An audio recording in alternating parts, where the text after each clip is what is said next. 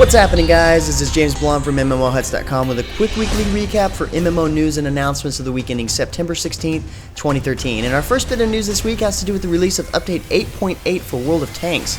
Along with a brand new battle arena called Tundra, the latest update introduces the long-awaited branch of Soviet medium tanks ranging from Tier 6 to Tier 8, as well as Object 140 that will join the rankings as the nation's other top medium tier choice.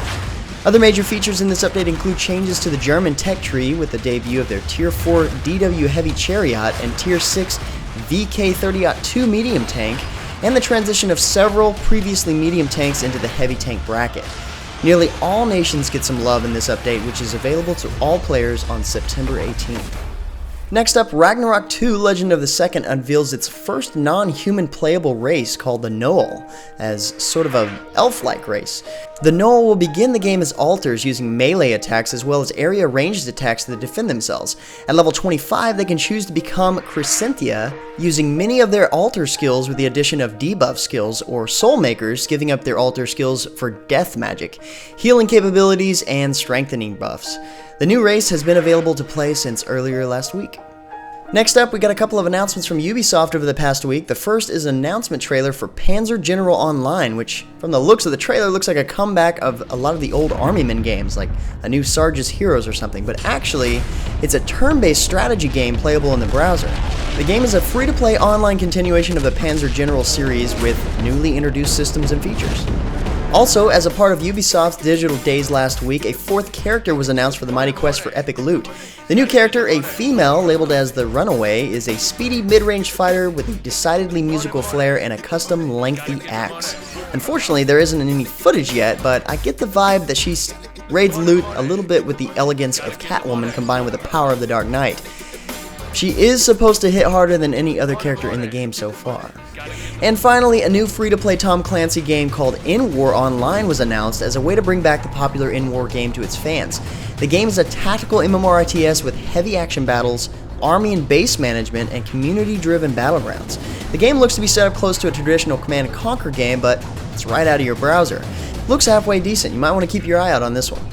Once again, Black Gold Online introduced the next race in the roster. This time it's the industrial militarized Lokemean Dwarves. Native to the kingdom of Eisenhorst, the Lokemean Dwarves are the creators of steam technology.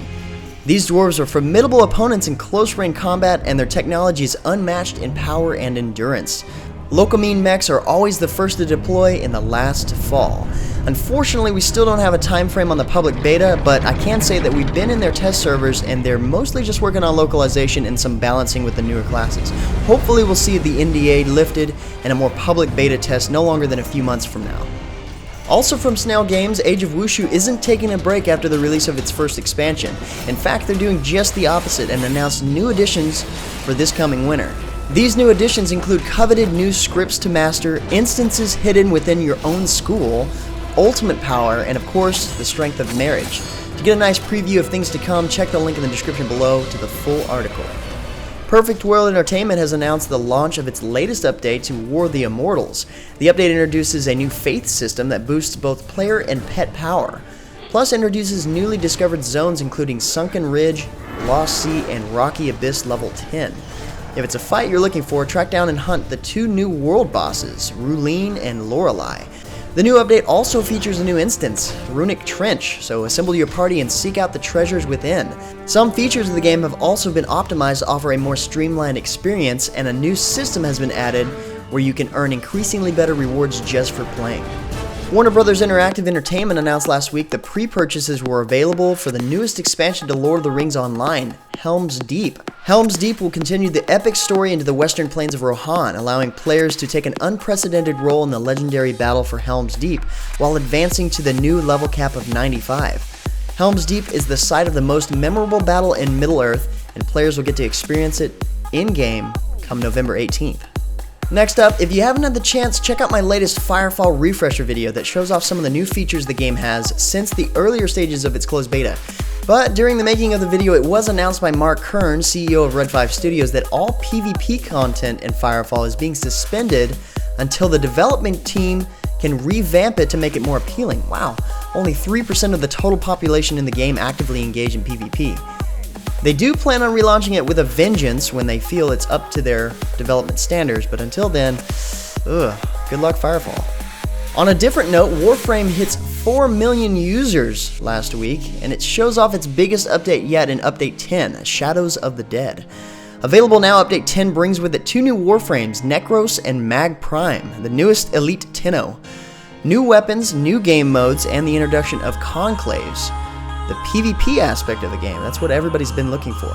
That means that duels are no longer restricted to clans. The conclaves have started appearing throughout the solar map, and this is where Tenno meet in secret to challenge each other in 1v1 and 2v2 honorable combat.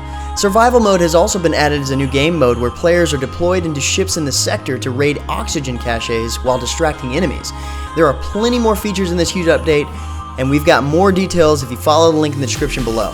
Necros looks awesome, by the way, and Necromancer is a cool class to add to a game like this. Meteor Entertainment also released its largest update ever for Hawken, called the Ascension Patch. This crazy huge update features a more functional revamped UI, improvements to all the mechs, a new map called Last Eco, XP Overflow, giving players the ability to globally upgrade their other mechs with the overflow of XP gained on mechs that are maxed out already. You can rank your mechs up if you choose to, and now the customization options are way beyond what they used to be. When you're done upgrading a mech, it'll look completely different than it did when you started. Anyway guys, that's about it for MMO news and announcements for this week. Like always, if you're looking for more news or more information about the news featured in the recap, check the links in the description below, then head over to MMOHuts.com/news. Feel free to discuss the news in the comments below or head over to MMOHuts.com/forum. But until next time guys, that's going to be it for me. I'm James Blonde. See you out there, gamers.